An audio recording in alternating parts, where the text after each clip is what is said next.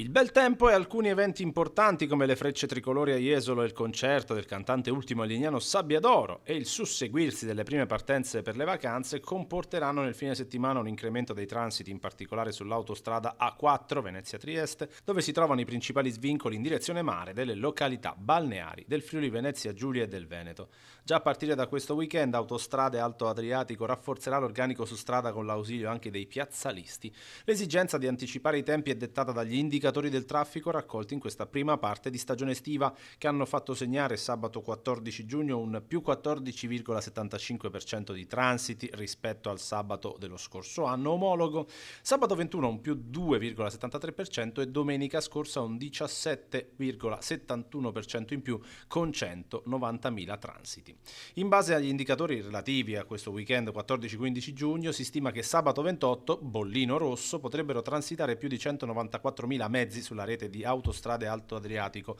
con traffico particolarmente intenso e possibili code o rallentamenti sulla A4 in direzione Trieste alla mattina e al pomeriggio in prossimità degli svincoli verso le località balneari. Domenica 29 sarà invece una giornata da bollino giallo, si prevedono transiti superiori alle 169.000 unità. Il traffico sarà sostenuto sull'autostrada 4 in entrambe le direzioni, con possibili rallentamenti in prossimità sempre degli svincoli in direzione mare.